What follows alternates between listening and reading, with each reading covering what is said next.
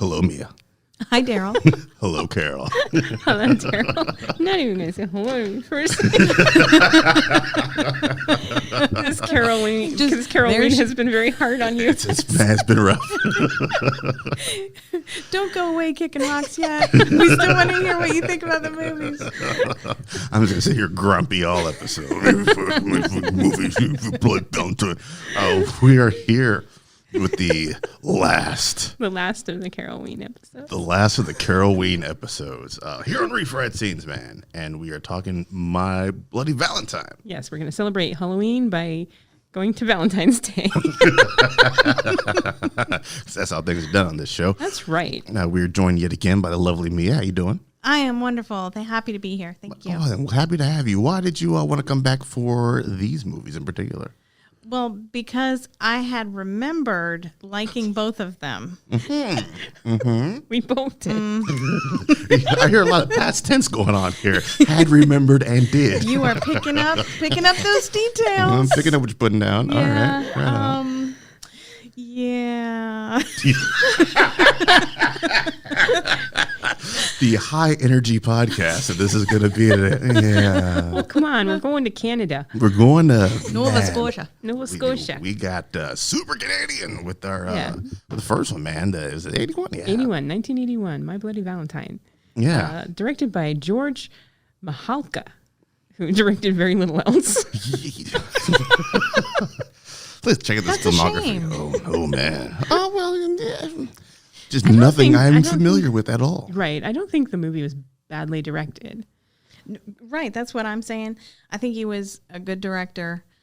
The things he did right, he did really, really, really well.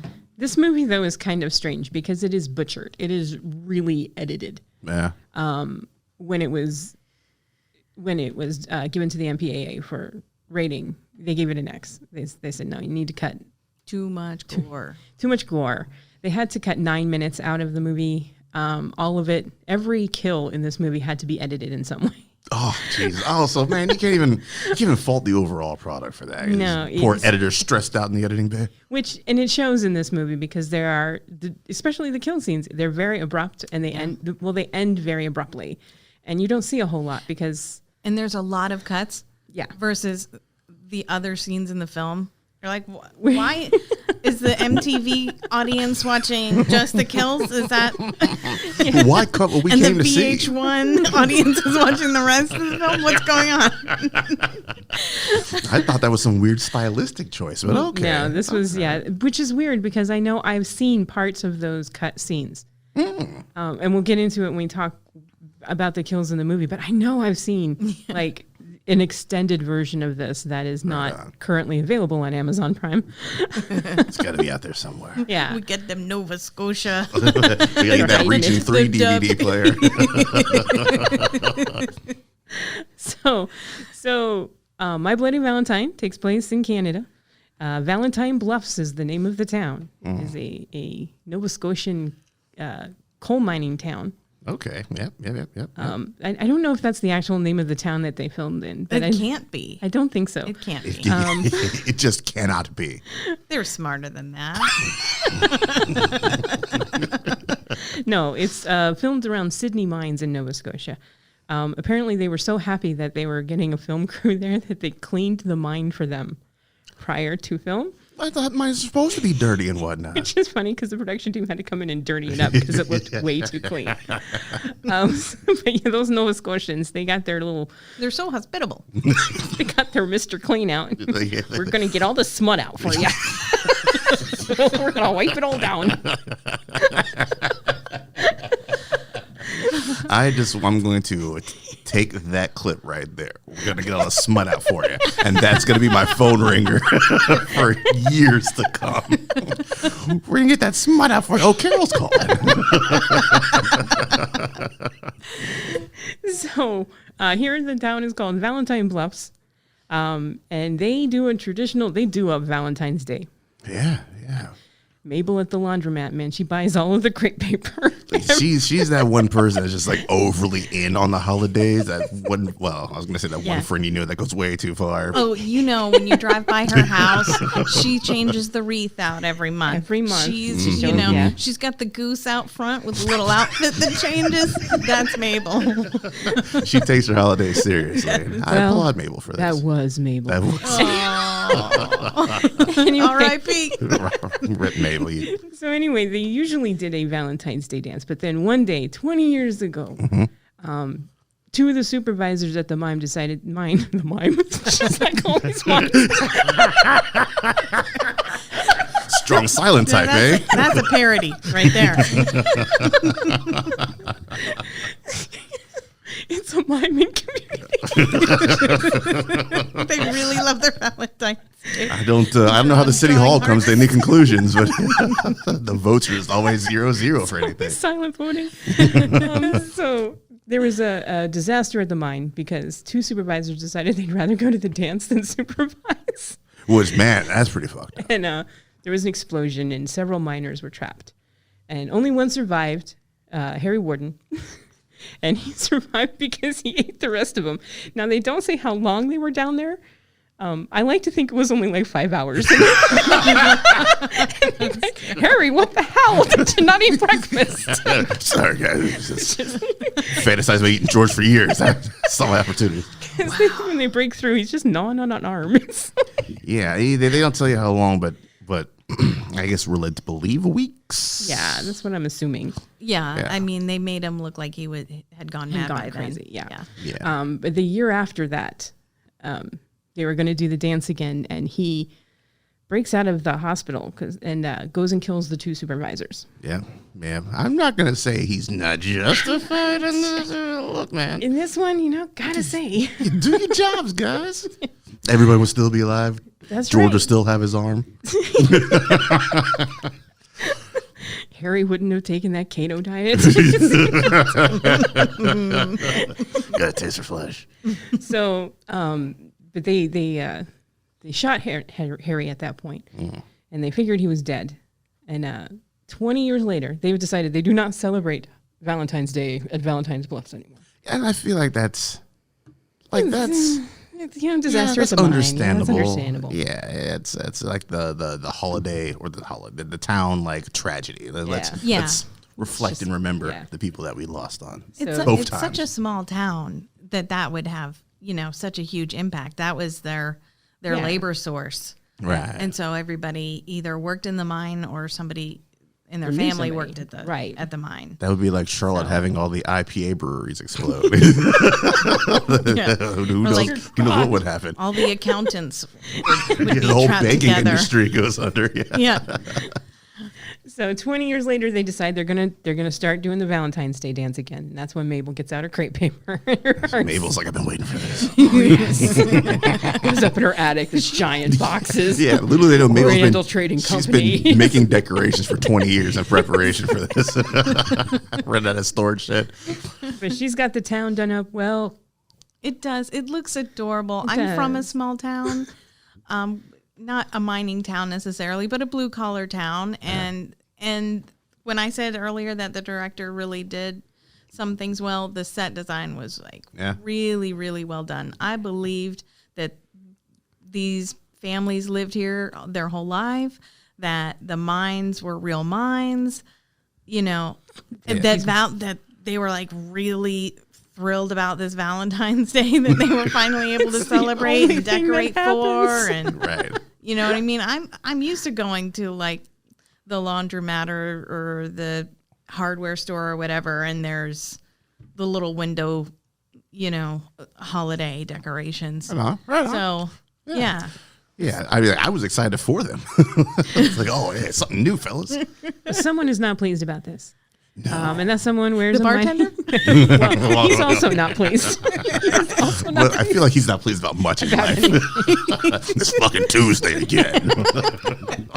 But that person's wearing a money mask and taking strange women down to the mines, and then with horrible heart tattoos.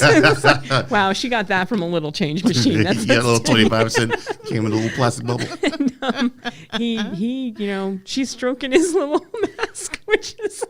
I was like, okay, I think we know what we're supposed to be seeing here. And he just pins her on a pickaxe. Yeah, that never explained, if I remember correctly. Well, you didn't even know who the blonde is. Well, which the remake gets in spades, not knowing who the hell anyone is.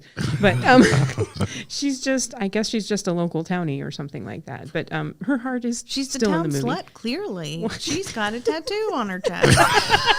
Oh, Texas does. Yeah, it's like she just never is mentioned, shows up. No one says what happened to Susie. Nothing. Well, her heart does show up later. That's true. Still, no one's just like, anybody? Somebody didn't check in for the shift? Nothing? Okay. Nobody. Yeah, because everyone's decorating for the dance, and then somebody says, "Hey, sheriff," or it's the mayor and the sheriff that are buddies, and they're all palling around together. "Hey, mayor, somebody left you a box of chocolates." "Oh, Mabel, did you do this?" And that wasn't me. Mabel's like, someone's moving into my territory. You don't believe her. You're like, oh, Mabel. Mabel, man. Get your groove on, Mabel. I think she was eyeing the sheriff, frankly. Yeah. Oh, man. But middle-aged love. I love it. That's later age love. Oh, yeah, you're later age love. I don't think we lived to 140. Well, nobody in this movie is The climate is hard up there, okay? Yeah. They were actually all in their 30s. It's a rough 30s, man. Rough 30s. So they get, sheriff and the mayor get in the truck, and he opens the box, and there's the girl's hearts in it. So you see lots of hearts in this movie. Yeah, you do. It's the I got an anatomy move. lesson watching these movies. Yeah, it's the signature move of this killer is to do strange things with hearts. Right on. So Turn they're upside like, down. They're like, "Oh no, it's starting again. We need to not do the dance. We need to shut it all down." We're calling it off. Which loves to make a good point. She's like, how do you not smell that through the box? That's true. There's a human heart in there. That I mentioned that a couple of times. This movie's like, Olfactory gets fucked up in those minds. But they're not quite prepared to call off the dance until later that night. Mabel's in her laundromat, and she's putting up some more hearts and cleaning some heart pillows. And somebody comes into the laundromat, and she thinks it's the sheriff, but it's not. It's the miner. Yeah. This is like a small town Jaws. It is. Because it's like you got this thing killing. The mayor's like, we don't want to shut things down just yet. We don't want to panic on our hands. Exactly. We want to make money. Pretty much. Yep, I don't think they have a whole lot of tourists for Valentine's dance. No. But look, man, when you got one thing a year to look forward to, damn it, you're going to have that thing. I forgot to mention that this movie starts with like the reverse Carrie, because Carrie had like the locker room scene with all the naked girls, and this one has the mining scene with all the naked guys. And in both instances, boy, do they just get shit wrong. Like, dudes are doofuses, but I've never seen a group of guys act like these idiots before. Oh, I was instantly annoyed by every single dude. With the exception of the sheriff and the mayor and the old bartender. Those are the only people I rooted for. You are such a grumpy old man. I was rooting for the dude killed him. Like, please take that guy out next. I'm begging you. Yeah, they're all terrible. It was not a cross section of, They were minors. Wow. Not minors, but they're minors. Oh, minor. Okay. Yeah. That is one thing strange about this movie is he's not killing teenagers. He's killing like 20-somethings or 30-somethings. Well, it's easy to forget with the guy with the mustache. Like Looking like one of the Parker brothers. Do not pass go. He is getting his steampunk cosplay ready, man. It's like, that mustache was going all the way to his sideburns. That was actually my favorite character. That was my favorite character as well. I mourned when he died. But so they're decorating, and Mabel gets killed and stuffed into an industrial dryer. Happens. And you would smell that also. Well, he does smell it. Now the sheriff comes in to find Mabel, and he does. It's subtle that he sniffs a couple of times, and then he's sniffing laundry because he obviously smells something. Yeah. And that's Mabel cooking. Oh, I mistook that as him. Like I was like, oh, why is he sniffing the laundry? Do you often go to the laundromat and sniff the laundry? Just Mabel's. Just Mabel's. Oh, it's Thursday. I gotta get down in the laundromat, guys. Beer's on me. I gotta get out of here. But, he finds her in the dryer, and she is burned to a crisp. Yeah. That is one hot dryer. I was like, can that actually? Nah. It's an industrial dryer, so I don't know. That's the only thing I Back could then, think. quite possibly. Yeah. Quite possibly. But this is where you see the obvious cuts, because it's just a brief glimpse of Mabel falling out. And of I remember seeing a longer thing, and you see the door to the dryer open, and her like just flop out, and then it's out, kind of and this is like boom. It's a very Well, I feel like even if that wasn't the cut right there, wasn't the intention, like it was supposed to go longer, I think that's a good cut right there. That's a good cut. Yeah, because you get just enough to be like, what the fuck? Oh, and then it's on to the next scene. right, which is the sheriff deciding they're going to tell everybody that she died of a heart attack. Yeah, Jesus. Died of a heart attack, guys. Because they don't want to create a panic. Yeah. That look. And that's convincing, because you know what, Mabel's been working her ass off for the last couple of weeks getting ready for this shit. So they're like, old woman just finally keeled over, man. And I was wrong. I'm getting the two mixed up. They did not kill Harry in this one. He is actually in a mental institution in this one, because they're contacting the mental institution. Is he still there? You know, and this was the one where you commented, this is every woman to ever answer an institution's phone, because this woman is so unhelpful. Yep, got nothing for you. Have a good day. I can't find the file. I don't know where he is. Well, obviously, we transferred him. Like, you should have files on the fact that you transferred him somewhere. He killed a bunch of people. Either he's dead or, something else. Okay? He ate a bunch of people. I think you might have a record of the cannibal. Yeah, you would think. Comparatively, I like, with the exception of lying about Mabel's death, I like the cop in the mayor. They're competent in there. Yeah. Because when they can't find a record of Harry and what happened to him, they decide to cancel the dance. Yeah. It's like, okay, we can't take a chance. We need to cancel it. Right. And the guys from the mine and their girlfriends decide we're going to have a party anyway. Jesus. We're going to have a party at the mine. So here's where the characters... threatening that bartender. That's right. Don't you tell anybody. The bartender's like, oh, you're all going to die. Harry's going to come back and kill you all. You're doomed. What was doomed. What was the deal with that? He was part of the excavation? Yeah, he was part of the team that excavated the cave in, because he tells the backstory. That's when you get the flashback of Harry eating the dudes. And not in a good way. Sorry, George. And because that's when you get the flashback. But in here, we should probably talk about characters, because you have TJ, who was the son of the owner of the mine, who went away to the West Coast for 10 years and apparently failed at whatever the hell he was trying to do. They could have at least given us something, man. What was he doing? Was he trying to break into Hollywood? What was he doing out there? The West Coast, I'm assuming they're trying to make this look like it's an American town and he went to California. Yeah. But I think they're so, not too. fooling anybody. Because I'm like, what's on the West Coast of Canada? We know you went to Saskatchewan. There's no good happens in Saskatchewan. Surfing? No. But he failed, so he's crawled back to town to work at the mine. Tail between his legs. And in the meantime, his girlfriend is shacked up with Axel, who is a complete asshole. Well, he's a jerk. Well, all the guys are just idiots. Yeah, that's true. And Jackasses, I'll say. You know what? And you say it right. They're all just fucking jackasses. They're fucking jackasses. Yeah. Some of them are smart in some situations, but most of them are dumb. Yeah. This would be more believable if they were in their late teens than in their fucking 20s and 30s. Yeah. So I don't know if these guys, didn't finish high school and they just went on to do. They probably went straight to the mine. They went straight to the mine. Yeah. That would be pretty typical. But there is now very dating emotionally Axel, matured. and Axel likes to rub TJ's face in it, like by rubbing her face all over his, and it's a kind of a triangle because she still likes TJ, but she's with Axel now. But they're gonna all have a party, and they decide to have it at the mine. Now they're not having it like in the mine at that point. They're just having it in the break room area. The rec room. So they're smart in this. I mean, you don't want to go down into the mine to have a party. No, and Until they someone figured says, "Hey, nobody let's would go." look Hey, at let's them go there. into the mine. Yeah. and, Also that. Oh no. and at that point, one of the guys goes into the kitchen to go look for some food, and that's when the miner comes and kills him because he sticks his face in the hot dog water. I'm like, oh, that's a stinky way to go. That's a stinky way to go.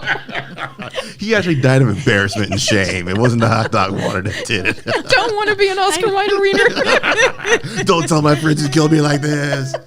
I don't even like when I open a new pack of hot dogs, getting a little bit That a juice. little drop. Oh no! Whole face in there. Yeah.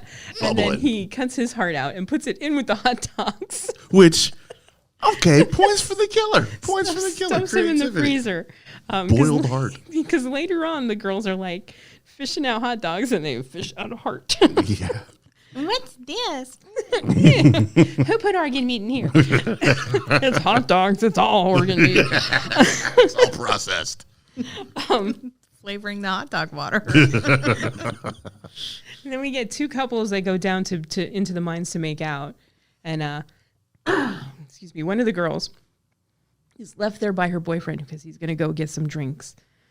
And she gets frightened by a bunch of miners' outfits that come off the ceiling. And then the miner comes out and stuffs her head on one of the shower heads. And this was also one that I remember seeing because it was actually a pretty good special effect. The effect of the pipe, because these are not shower heads they don't have like 5 speeds or anything. It's a pipe that they've smushed down to give it a stream. Yeah. You know? There's no luxury showers in the mines. You don't say. But I remember the effect of the pipe coming through her mouth because it had been stuffed Off through in the her back head. of their head, yeah. Right. So, and then her boyfriend comes down and finds her and has a total freak out moment. This is his Oscar moment. He comes running to this dead, man. He's dead. He's dead.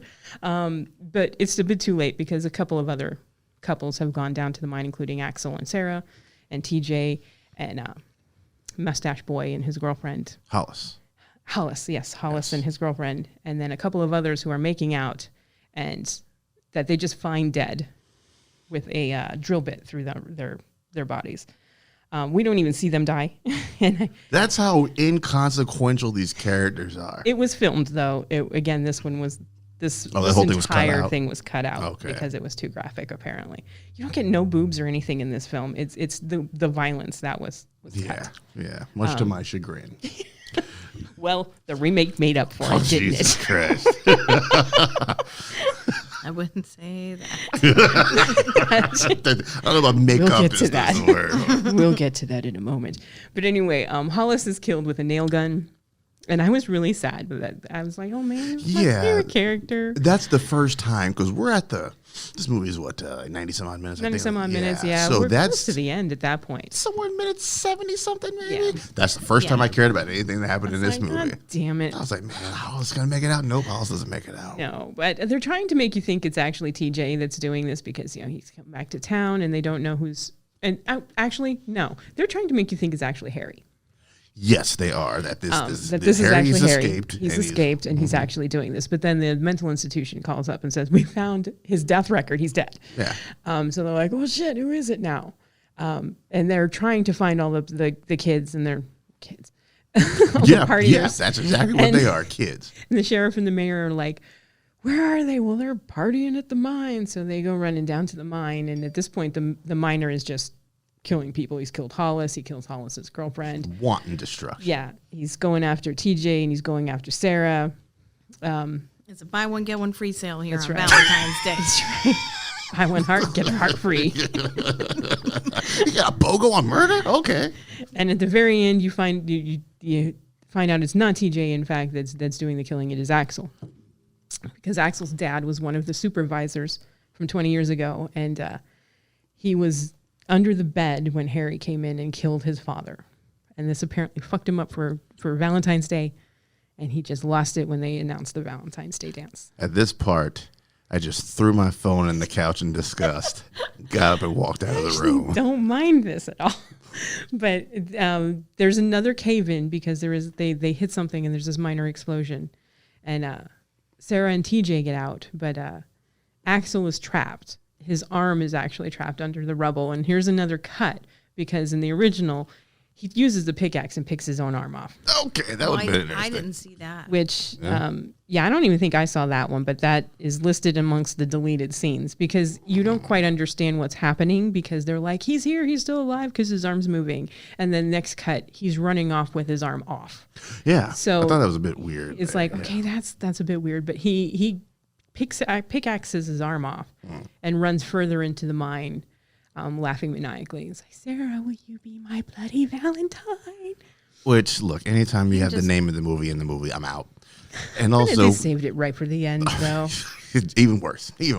And then that's it. He just disappears, and that's it. Disappears, Yeah. and then you get the most wonderful thing in the world: the Ballad of Harry. No, disagree. No, Disagree. Oh yeah, it's just and then just credits after that, right? Credits, and then this folk tune comes on, singing about Harry and how he killed people on Valentine's Day. Why was that a trend? Like, just stop. 80s, man. 80s. Unexplainable. It's like, the people that like slasher movies, we don't need filking. It's okay. It's okay. Slasher filk. I didn't know it was his own little subgenre. I totally need to have that. If we ever have a convention again, we need to do a slasher filk circle. I'm not going to that panel. That's my lunch. I was going to head on home, fellas. Come on, I'm going to sing a song about Freddy Krueger. Break out the lutes. But it is it almost sounds like Gordon Lightfoot singing. Yes, it does. Harry and the killing in the mines and stuff. So upon rewatch, did you like it as much as you remember liking it? This one? Even more. Even more, okay. Yeah, because now I have an appreciation for like the movie making aspects. Mm-hmm. I did think the acting was pretty good. For a slasher flick in 1981, I thought this one was slightly different because one, they're not killing teenagers, right? Which was kind of a nice break. Yeah. You weren't, immediately penalized if you had sex with somebody, although they do kill the couples that have sex, but he's killing everybody. This is indiscriminate. It's just like, fuck it, everybody dies.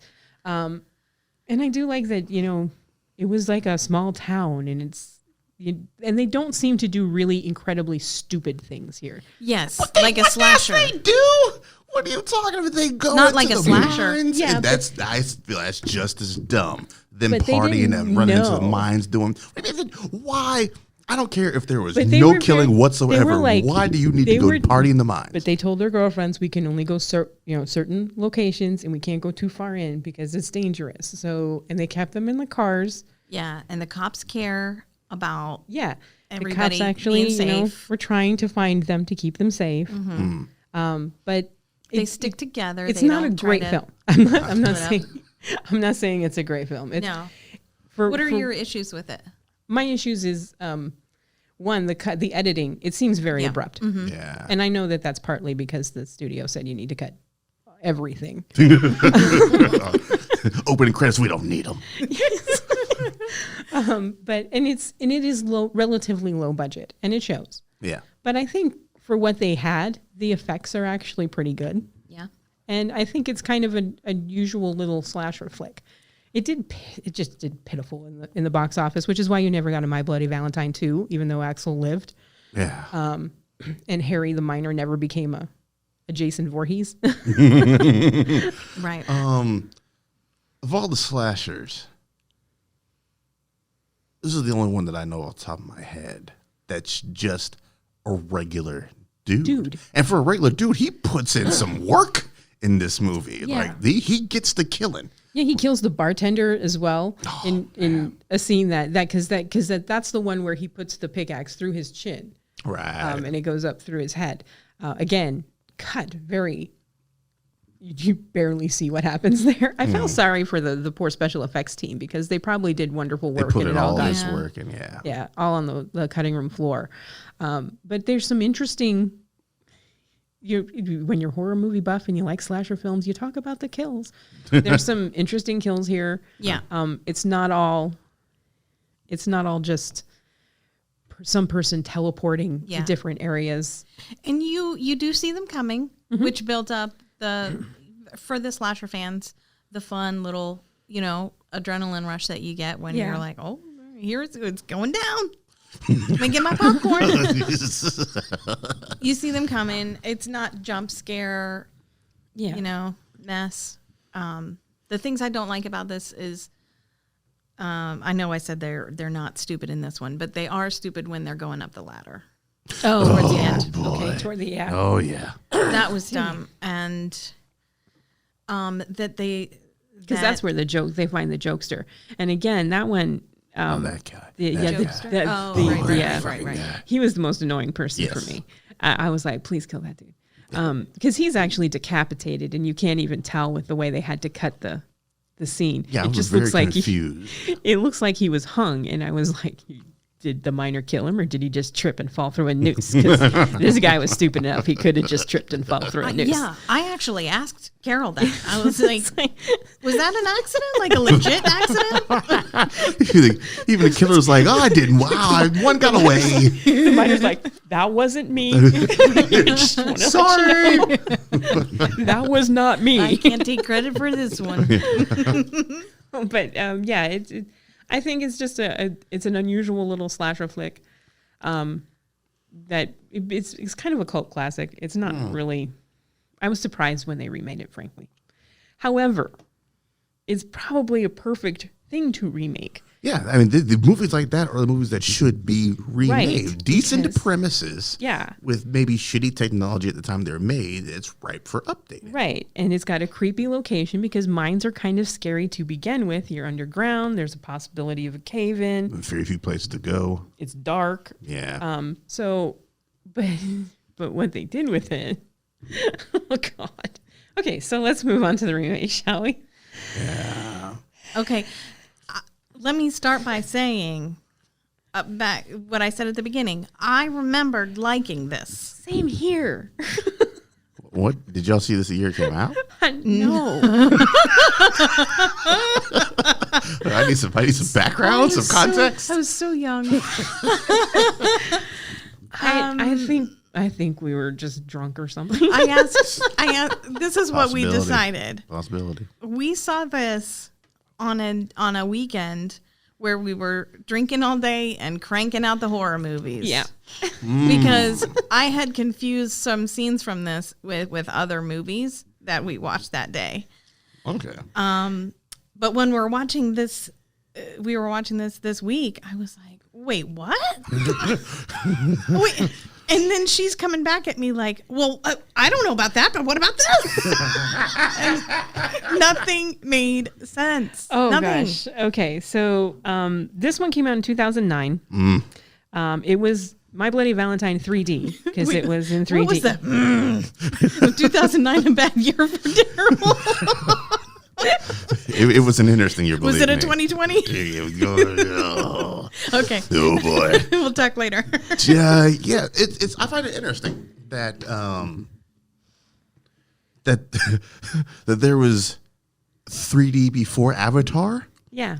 Like back in the 80s and whatnot, but there's like a wasteland where you didn't get a whole lot of 3D, and then Avatar came out and then exploded. Right. Mm-hmm. But this is 9 months before Avatar came out or something like that, 10, 11 months before Avatar came out. And I was like, oh, someone tried 3D? Yeah, well, it tried. It tried. Cameron's like, oh, just you guys wait.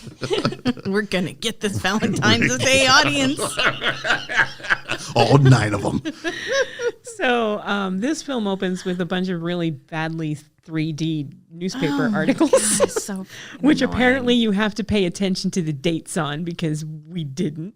But there is I know I didn't. There's You had to pay attention to the articles, everything. the headlines, Do research on the this pictures on the newsprint, Yeah. and the voiceover narration. So you have like words flying at you and voice. Because that's And this where is we the beginning, were so confused. We're like, we're 6 minutes into this thing. I don't know what's going on. Because you've got the newspaper telling you that there was a disaster at the mine. Tom, the son of the owner, was the cause because he didn't bleed the lines properly. He admits this and says it was a mistake and it was an accident. However, there's a cave-in, and Harry Warden and several other miners, I think they said there was 5 other miners with him, were trapped. And again, they don't really tell you how long they were trapped, But when they finally break through, Harry's in a coma and the rest of the guys are dead, and they didn't die from suffocation. They died because Harry put his pickaxe through all of their heads to conserve the air. And again, you have to go, well, Harry? He was ahead of the curve, man. He knew what was coming. Don't blame that man. That oxygen is important. Yeah. So he did the math. They didn't. But he's in a coma, and he wakes up on Valentine's Day, and we don't know exactly how much time has passed between him coming out, him being found in the mine, and this Valentine's Day party. Like, we don't know if it's been a week? couple of days or years. Right. So there is no context at all. Right. So it's Valentine's Day. They're having a party at the mine, and here they're having it in the mine. And it's Axel and his girlfriend Irene, and then Tom and his girlfriend Sarah. And apparently Tom's okay with going back to this mine that he just caused a disaster at or whatever. That makes me think it's been a while, because when he shows up, no, 10. No, it's 10 years after this. Yeah, that's right. 10 years after that. Yeah. So, but you have they're partying at the mine, and Harry wakes up from his coma and kills like 25 people. Like he woke up with like, gotta kill. Yeah. And this is the scene like when they get there and they just reveal all the hallways are bloody. And I was like, we should have seen Platinum Dunes doing this movie. No, it's Lionsgate. I was surprised. I was really surprised. Once again, Lionsgate reminded me that I need to sell my Lionsgate stock. So I saw it. I was like, gotta do something this evening. But he wakes up with a vengeance and kills a nurse and rips her heart out and puts it in a Valentine's Day box, and then kills like everyone else on the floor. Just, I don't know where he got the weapons. I don't know. Maybe he woke up with a pickaxe in his hand. They couldn't get it out of his hand or whatever. I don't know. It was something violent with all that blood spatter. Yeah. I take out one dude. There's a whole one floor. guy that is chopped literally in half. And I'm like, where did he find the time? I got something special for you, buddy. What did that guy do? But he kills everybody on the floor, and he goes down to the mine to kill the kids. I'm assuming he's going after Tom. Yes, that is a safe assumption. Yeah. But the sheriff, who's played by Tom Atkins here, you can't go wrong with Tom Atkins in a horror movie. He's probably the best thing about this one, frankly. And his deputy, who is like 97. Dude should have been retired 4 times over at this point. Yeah, Mia actually made a joke. It's like, she showed the deputy, she's like, dude, retire. And his first line is, I should have retired. He came onto the screen and I was like, is this some cameo from the other version of this movie? Who is this guy? Oh, you gave it too much credit. I did. But they find the nurse's heart, and they go down. They're like, oh, we got to find the kids at the mine or whatever. But Harry's down there just slaughtering people. Yeah, I'll say this: the only credit I can give this movie is they get to it. Yeah, but the problem is they don't introduce anybody. Nope. So you have to pay attention to the names. That's what we were saying. The names when they they're don't even give you names for some of these people, because they give you Axel and Irene. Actually, they don't even give you Irene for a little bit. You get Axel and Axel's blonde girlfriend, and then Sarah and Tom. And those are the 4 names that I knew. They're like, look, you get names for people you need no names. Everybody else is fodder. But yeah, because he's already killed like 3 people because there's bodies all over the place. And then this curly-haired dude comes out and is like, Axel, what's going on? And he's talking to like Harry, who's standing there. And I'm like, dude, there's dead bodies 3 feet away from you. And it's not like you can't see him because this is the most brightly lit mine ever. And I'm like, and who the fuck are you? And then this guy gets the pickaxe through the head. Mm-hmm. And then Harry's coming after Axel and Axel's girlfriend and Sarah. And this other blonde chick comes running out and jumps on him. And she gets a shovel through the face. Yeah, which, again, bad 3D effects all over the place here. Chops her head in half. Yeah, with her head sort of sloshing in the shovel. I thought that I seriously thought that was Irene, because it was just this blonde chick, and we had been shown one blonde chick, which was Irene, and then Sarah and Axel get out to the truck, and there's this blonde chick, and I was like, well, wait a minute, didn't she just die? And me was like, no, I think that was a different blonde chick. I'm like, well, who the fuck was that? Yeah, there's such bad characterization. It's seriously, it's like the first 10 minutes of this film was like, what the fuck is that? Who the fuck is that? It reminds me of the beginning of the Friday the 13th remake, where it's like that first group that goes out there goes look for the weed. Yeah. And then they just get all ceremoniously the clapped out. mini film inside the other film. Yeah, exactly. It's like 20 minutes before you get the student credits. budget movie before the actual big boys came in. Did their thing.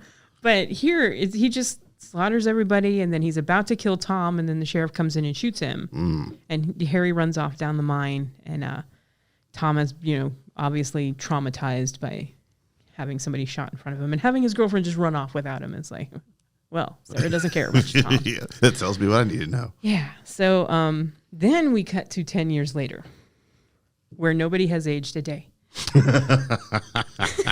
Well, old dude grew a beard, I guess. This was before de-aging. At least they kept the same actors. And that's true. Yeah. That's true. Yeah.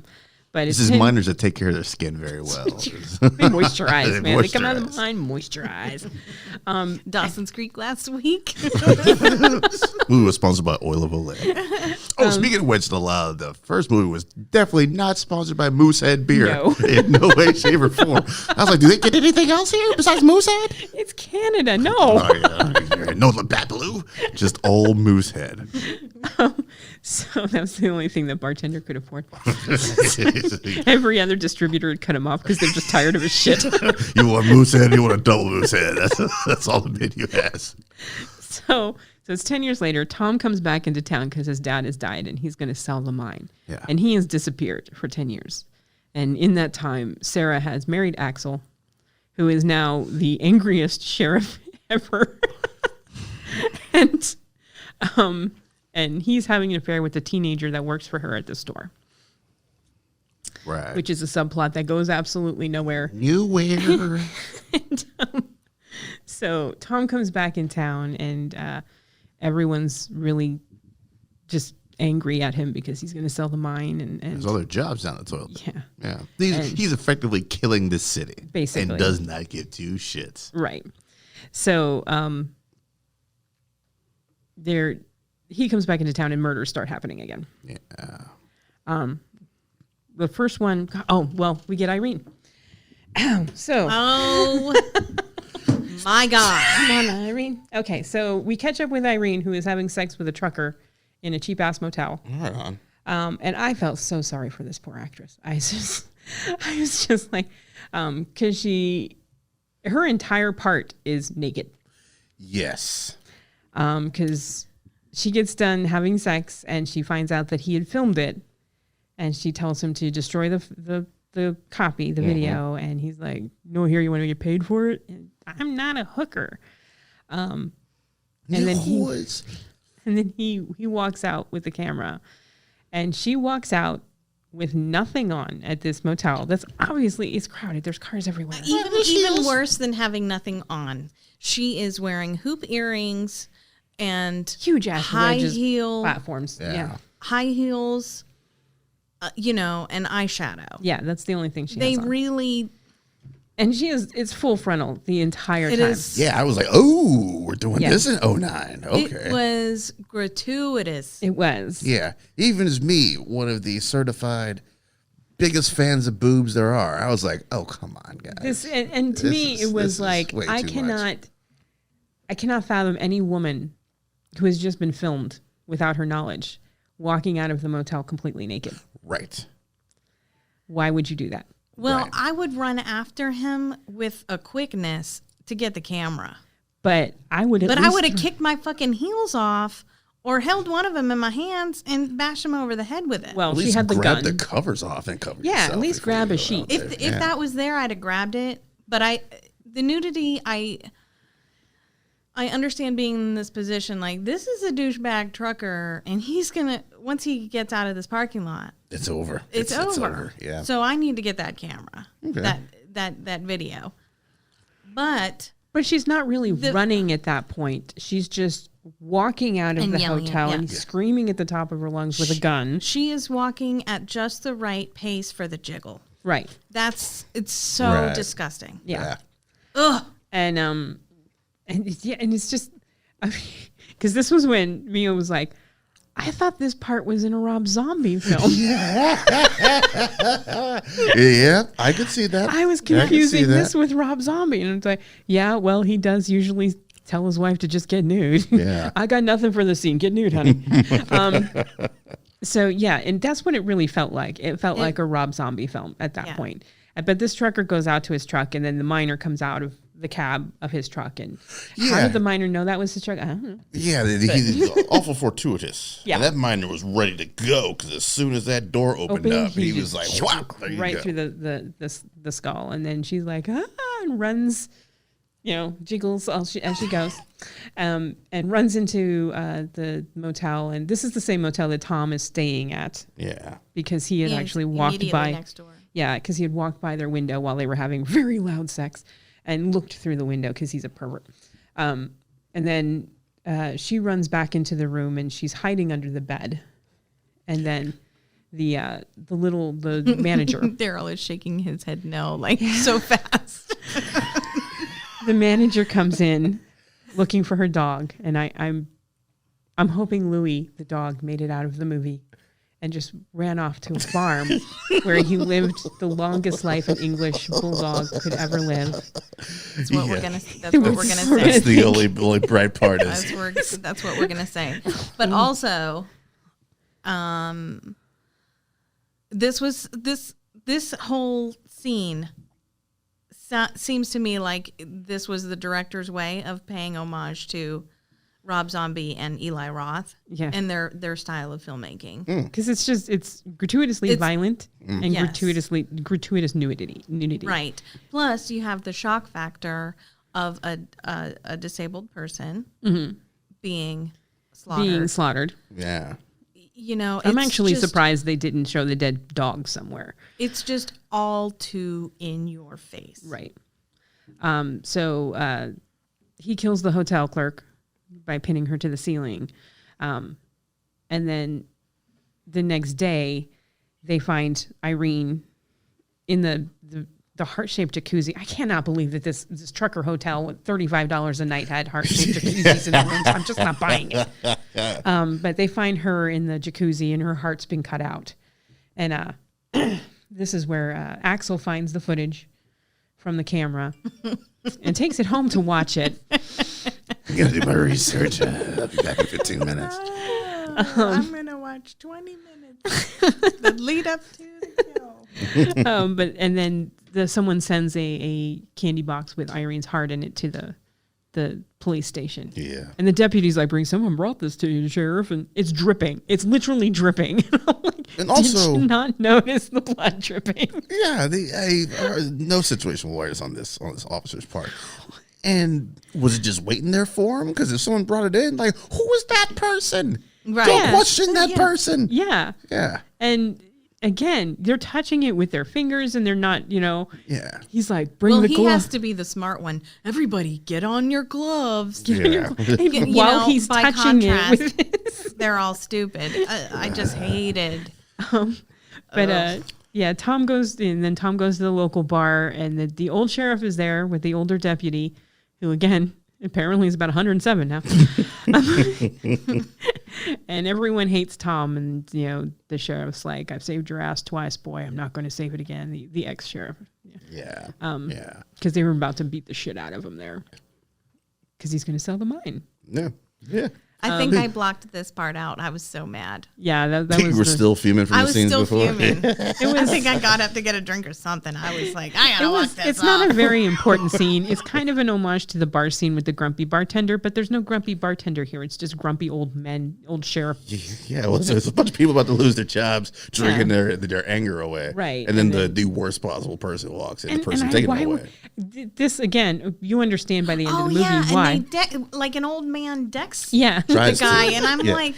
the old man slugs him one good time, and I was like, okay, old man, okay. Old man strength is nothing to fuck with. Now, I've been attacked in public by an older man with words Why did he have to go throwing a fist? Like, But I assume like this old man was just yelling random words at you. That's persnippity, tumultuous, whippersnapper. it was. But again, you're questioning Tom here because you're like, dude, you're selling the mine. Why are you hanging around? We find out why, but why are you? It's still. I mean, we find out why, ish. But still, it's just dumb ideas, dumb decisions. Yeah. So the next day he goes to the mine to tour it, and with one of the guys, Red, and they go down into the mine shaft, and they're all alone. And then the miner comes out, and oh no, traps Tom in this little cage. And kills Red, and Red's really red now because it's just chunk. He took some frustrations out on yeah. it. He was getting his cardio. That was a good scene. He really defended himself. Yeah, he did his best he could. defended himself. yeah. Considering, Yeah. He Considering was the first surprised. swing went through his forearm, Right. He did good after that. Why Right. wasn't he completely nude? Well, he was at work at the time. you don't know where he was. Yeah. Damn it, Red, put your clothes back on. Red, not again. No nude mining.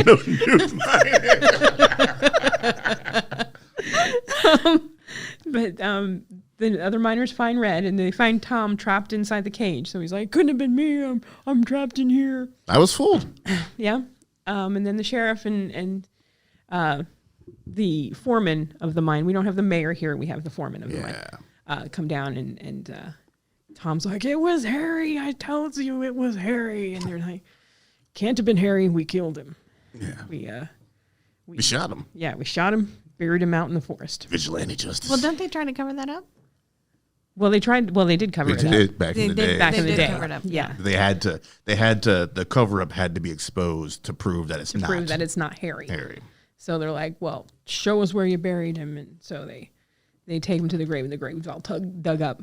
Right. And all of his stuff is missing because they had buried him with his mask and his pickaxe. Why would you do that? Some strange ceremony. Give the man his goods. So,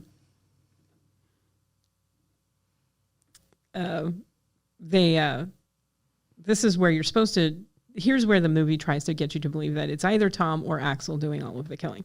Because Axel is a hothead that... Well, I'm sorry to interrupt you, but this, to me, felt like they were trying to do the Scream thing. Yeah. Where... Which one of cut- these people are... Yeah. Every scene now is a jump cut in the beginning with some suspicious... activity. Some character that you know, but why are they here? Yeah. And you start to Plant find those them, seeds of doubt. Right. You start to find them suspicious, and it could be anyone now. Yeah. Because you have Tom snooping around Axel's cabin where he, takes his little teenage mistress. And this, okay, You're so this is- kind. You're so kind. This is me. I'm like, is this his fuck shack? That's his fuck shack. Yeah. At least put some better decoration into your fuck shack, sir. Have some respect Just for your fuck clean shack. it. Yeah, clean it up. I mean, really, it's a mess There's in a there. mess in there. And she says, "Can we go to a hotel next time?" Yeah, very valid question, I feel like. this Just is- not the one, the not- heart-shaped yeah. motel. Yeah. I've already devalued yourself enough before asking this. You negate the question. And this also brings up a plot point that I was just like, why? Why did you write this into this? Because you knew what you were going to do with this Megan character, because that's the young girl that he's having an affair with. She tells him she's pregnant. Yeah. This actually goes absolutely nowhere. Yeah. And I'm like, Yeah, nowhere. I don't even know why that line was even put in the script, because I don't get it. It's not like They had to have written it in for a specific kill that involved, a fetus or something. That's what I thought it was gonna go. Right. And then that probably got edited out Yeah, that's what I'm assuming. Focus grouped out. Yeah. But at that point, cut that line. You're right. Because You're right. It's the one mention and never again. And also, He doesn't really react to it all that well. Or he doesn't react He to it at all. doesn't react to it at all. He just goes, Oh. well. And then you don't see Megan again. You don't Until- hear about Megan again. Yeah, like 30, 40 minutes. Yeah. Yeah. Until she dies. Until she's stocking up the grocery store. Yeah. So she's, stocking up the grocery store. But first they kill Foley, which is the supervisor. First the miner kills Foley, which is the supervisor of the mine, who's living in a very nice house. So we know where all the money from the mine is going. But he's on his guard because he thinks that, he knows somebody's out there trying to kill him. And sure enough, somebody breaks through into his house and he gets a pickaxe through the head again. Yeah. And his body is put in the grave where Harry used where they had buried Harry. Yeah. So they know that it was somebody who had gone out to that area. Which is, I'll give that a little bit of credit. It narrows down your list of possible suspects. Right. And then you get Sarah and Megan in the grocery store where the miner attacks them. And that's when you, I guess it's after that, is where you find out that old Sarah knew about the fuck shack the whole time. Yeah. But this is where Megan dies. And again, stupidity here.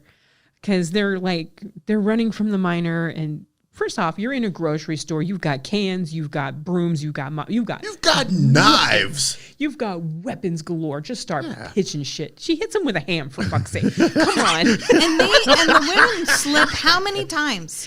How many times do they slip running in the store? It's like freshly mopped. All right, they just. But he doesn't slip. Well, he's wearing industrial those boots, man. I didn't take into account the non-slip boots, man. But I'm like, you hit him with a ham. Go find a big can of beans or something. It's just Hey, it's a ham, brown sugar. We're gonna get this figured out. Thanksgiving. But it's Valentine's Day, not Thanksgiving. But they run to the back office and they're trying to break, out the window, and the window's barred and they have to move the whatever. But then Megan gets pulled out of the window and then Sarah hits the alarm. And I'm like, well, why didn't you do that when you got into the damn room? Right. That's your office. You know it's there. What the fuck? Hit the alarm. My question is, where they were trying to get out, was that? It was an alley. So that was outside. Right. So from pickaxing the door to getting out and around, the dude was hustling. The dude was hustling. This is teleporting. Yeah. This is Jason teleporting. But yeah, he pulls Megan out of the window and then kills her and then pulls her heart out. And above her writes, "Be mine forever," which is what she had written in a Valentine to Axel.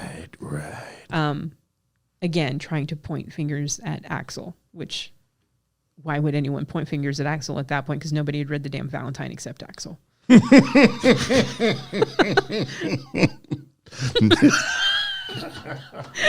Oh, Jesus. Who wrote this nonsense? I don't know. But what else did they write? So I know to stay away from it. But at this point, Axel, this is the part where Axel is like, no, it was before that, because Axel tells his deputies, trail my wife. Make sure you keep an eye on my wife. I don't want Tom getting near her. I'm sorry. Did you just check who wrote this? Oh, boy. The person who wrote this is the person who's helping me shop my comic around Hollywood right now. He's also the trucker. Awkward. Oh, my God. You're kidding. Yeah. You did a great job in this movie. You know what? Look, this is behind the paywall. So, let me get this straight. Dude that wrote this movie wrote himself into the fuck scene with the naked lady. Yes, he did.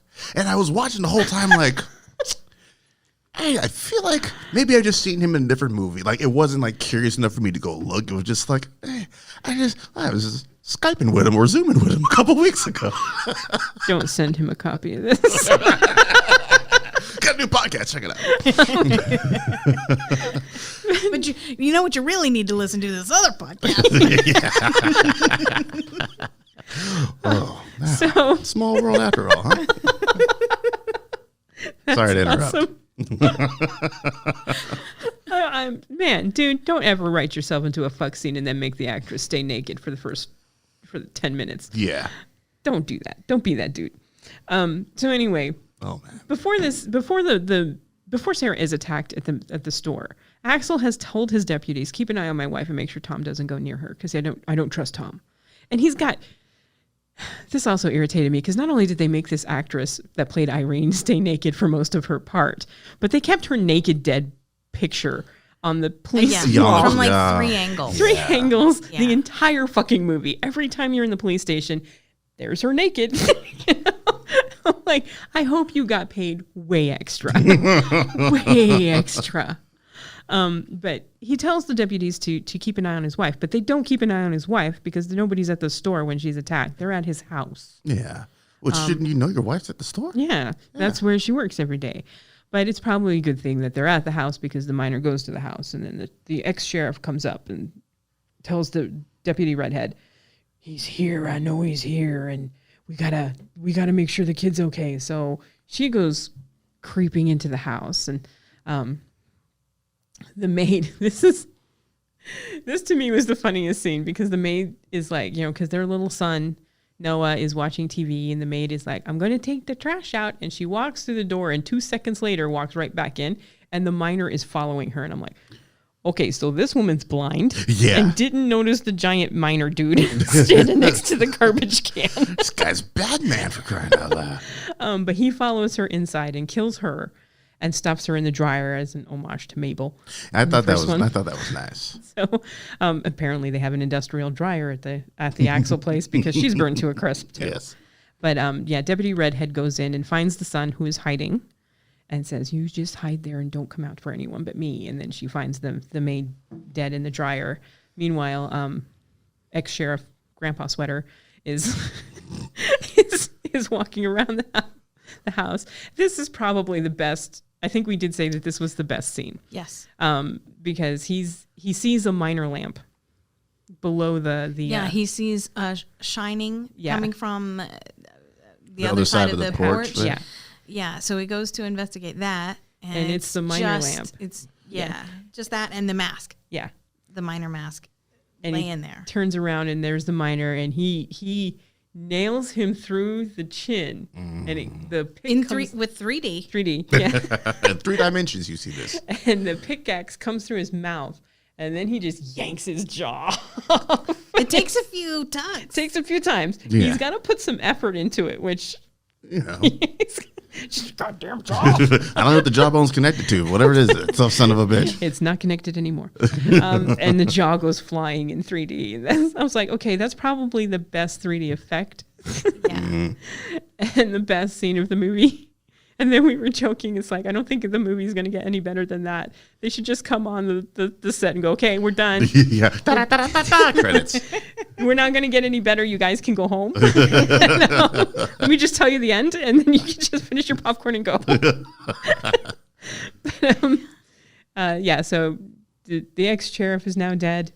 The supervisor of the mine is dead, and then the miner decides he's going to go chase after Sarah because Tom comes to Sarah and says it's Axel. Yeah.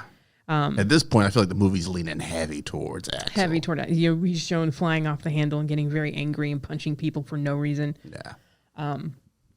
Plus, he's a douchebag because he impregnated his mistress. Yeah. It was also that. It's also that. Just all around character. Yeah.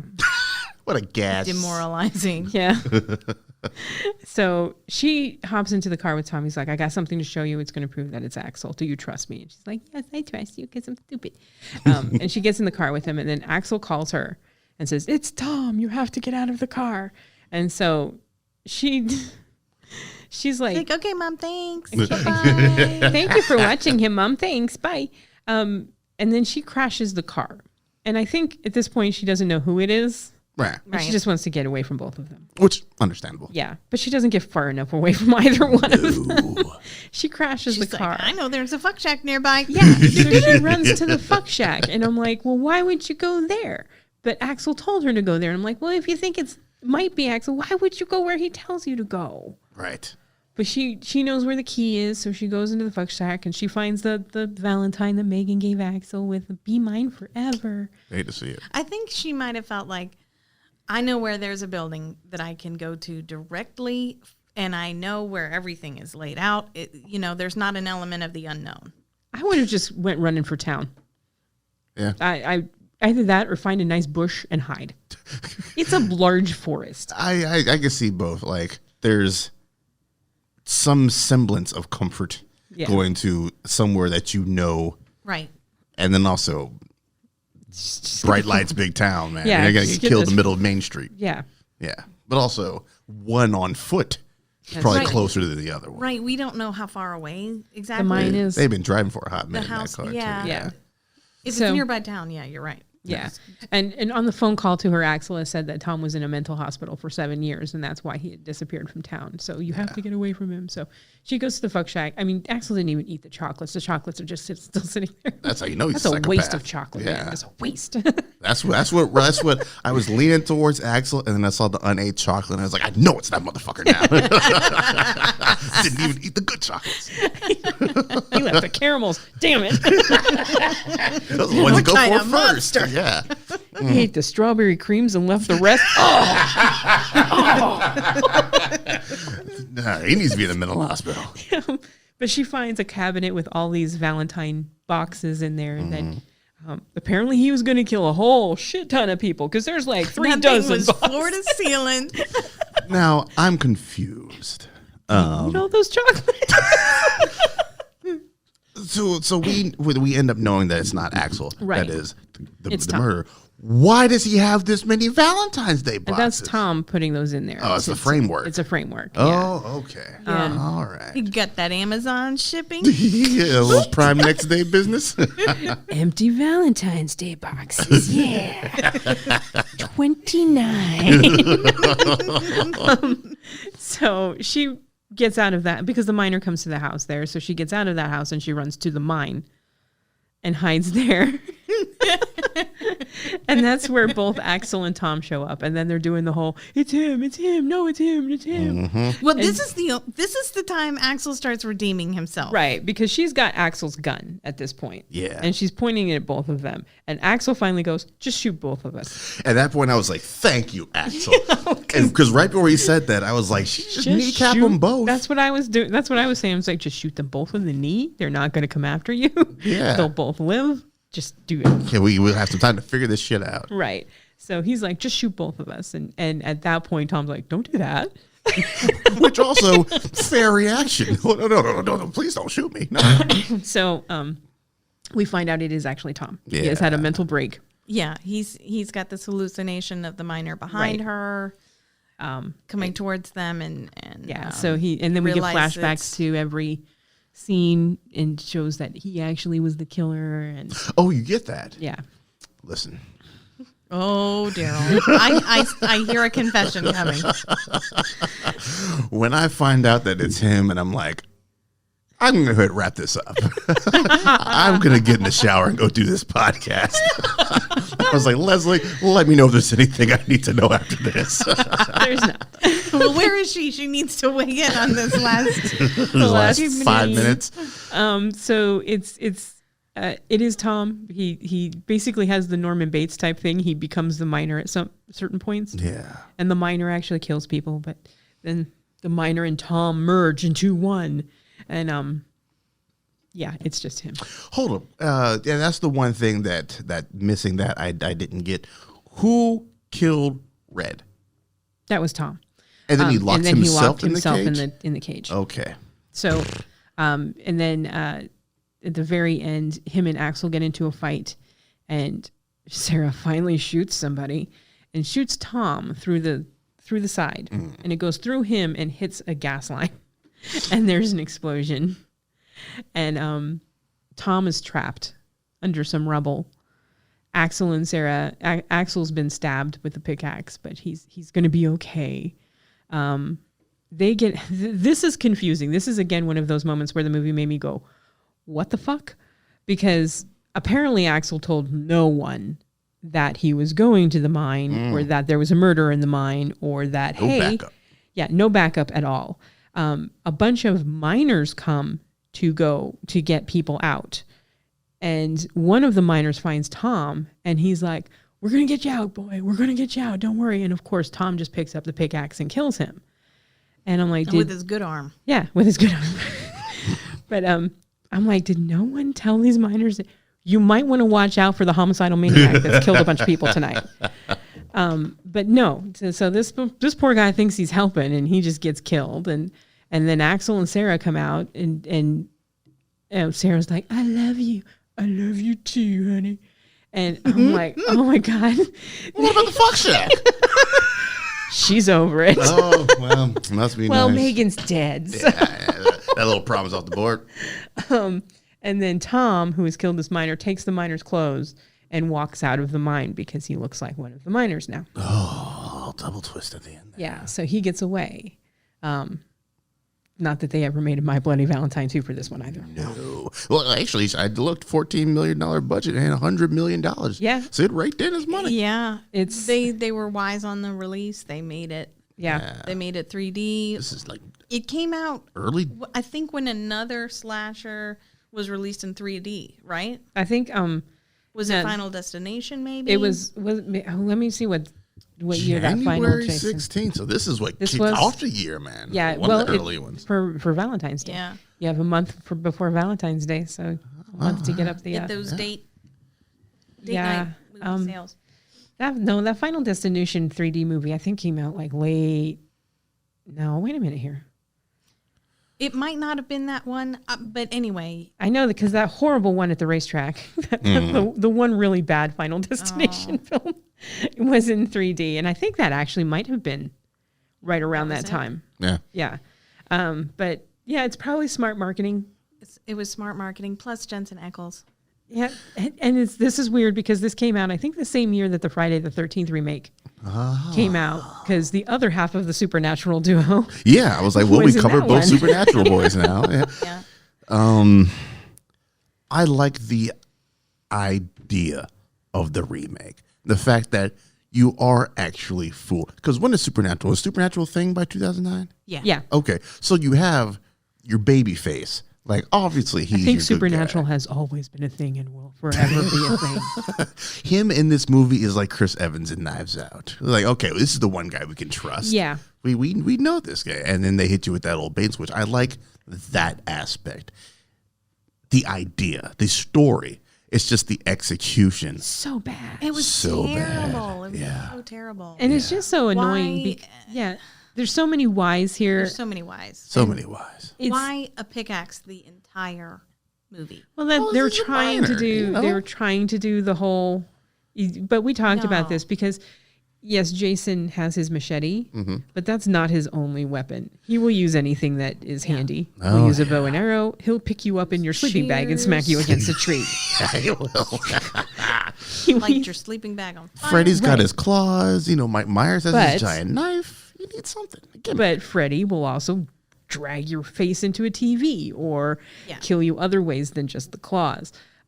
Here, and it's a problem when you have a weapon that's not projectile. All you need to do is stay 5 feet away from Harry at all times, or 5 feet away from the miner at all times, and you're safe because that Yeah. pickaxe is limited in its range. It's also freaking heavy. So you have A a melee time, weapon. You have time to get out of the way. Yeah, he gets a swing and a miss, and you got opportunity for a little counter strike Right. and then be out. Which Red showed. Yeah. Even the first hit went through his forearm, there. but he put up a damn good fight before he Right. finally got taken down. So this is, to me, is like,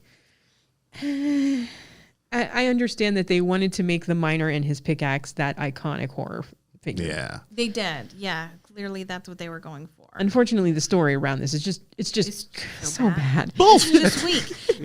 And in this one, they don't play up Valentine's Day. No, and that's the thing. The whole first movie, it's like it's Valentine Bluffs. This is their day, Valentine's Day. They've changed the town name to Harmony in this one. It's not. You got to talk to your friend about this. Why wasn't Valentine's Day more of a focus? It's called My Bloody Valentine. There's no big Valentine dance. It's all centered around Tom and him closing the mine, which has Yep. nothing to do with Valentine's Day. It's like Yeah. it's like they wrote a movie and then shoehorned it into this mining community. Yeah. Right. You know, it could have been anybody. Could have been any small town. Yeah, or it Could have been a have fisherman town. It could have, yeah. You would've had a he hook. could have been wearing. He could have been the. I know what you did last summer, Gordon Fisherman. Yeah. With his hook. What fish sticks, bitch?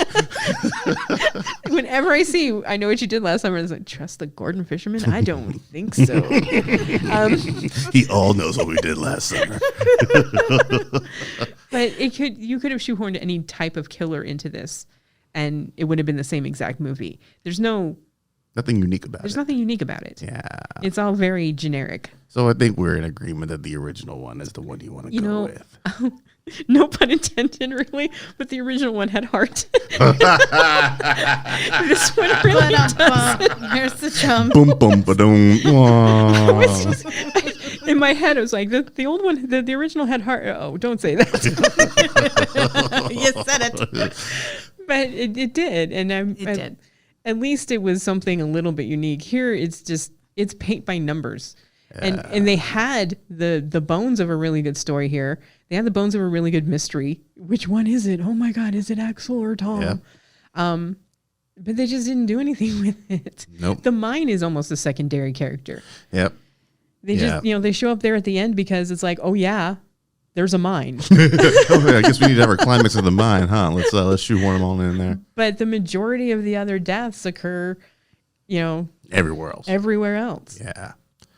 Well, that was something. That was something. That was Thanks, that was Carol, for that. I seriously, I remember the remake being better. I did too. And because I was drinking and I was like, oh yeah, another kill, yeah. Booze strikes again. Yeah, so I'm sorry about that. I don't know what was going on there. Well, I'll reach out to Todd Farmer and I'll let him know that his remake was beloved by all. Yeah. So we are going to choose the next one. November, which is the last time that will be. Yes, just that will be the randomly last choosing. time we let the randomizer, since the dice did not make a special guest appearance. I'm going to go ahead and do, since we're not doing the dice, we're going to do 1 to 25 because there's 25 films on the list here. Sounds good. Good luck. Pretty random. Let's see what we get. See what kind of nonsense comes out for November. Is there one you're hoping for? I don't think he knows what's on the list. Yeah, I mean, she sent me the list at the very beginning, and we've been doing this for, 2 years now almost? So, a year and some change? So, yeah, I don't remember what's on the list. Number 6, which is Willy Wonka and the Chocolate Factory and Charlie and the Chocolate Factory. Oh, interesting, man. Because that's actually a good one for Thanksgiving, I think. Which one is I always forget which one is what. Tim Burton did the Charlie. Charlie is on TV like every fucking weekend. Yeah. And I see it at work every fucking weekend. I'm sorry. And usually I just put it on mute in the background. Yeah. But Willie is the... that's a good one. That's the Gene Hackman. Gene Hackman, Gene Wilder. That would have been a weird ass movie. Just yelling at kids all day long. Eat the chocolate. Are you taking over the factory or not? Get out French of Connection here. and all over the place. You get kids in coffins outside The chocolate coffins. Shouldn't have decorated your chocolate factory with my friends. Oh, no, I want to see that. Yes, please come out of retirement one more time, Gene, for this. So, Willy Wonka and Charlie and said Chocolate Factory. Right. For November. For November, yes. All right, then. I'm feeling good about this. Yeah. You feeling good about this? I'm feeling good about this. You've seen both versions, right? Oh, yeah. Yeah? Which one do you prefer? Willy Wonka. All right, fair enough. Yeah. Fair enough. Yeah, that makes sense. I'm a fan of Tim Burton. Yeah? Yeah, but Okay. I read the book as a child. So when the movie came out, I was so hyped for this. Yeah. Or actually, it probably came out before I was born, honestly. The book? No, The movie. The first Willy Wonka, yeah. Yeah. What year did that come out? I think it was 74. I want to say 74. Yeah, so that came out before I was born. Roald Dahl's a wild But dude. to me, I thought this was this new movie. And I was like so hyped for this. And It's actually I loved 71. it. Okay. Yeah. Okay. Right on. Yeah. I was not a thought at that time. Like I said, every time I've seen the Burton joint, it's been on at work, so I've never been able to give it my full attention. So this will be the first time I actually get to sit down and zone in, and see what kind of weirdness those two clowns, Depp and Burton, come out with, and see where William Allen Carter is in this. Oh, isn't that Charlie Bucket's mom? Yes. Oh, okay. Yeah. Well, there you go. Mystery solved. Yeah. All right. They were together at the time, so she had to be in his movie. It was a necessity. Were or weren't. I feel like that's always going to be a necessity. That's going to do it for this episode of Refried Scenes. Happy And Halloween. yeah, Carolween is all wrapped up, man. Thanks for sticking with us all through Reddit. Enjoy your Halloween, people, well, as much as one can this year. And take it easy. We will see you. Thanks for coming, Mia. Thank you for having me. Thanks again. for being a guest on this, man. We will see you next week or next month. Next month.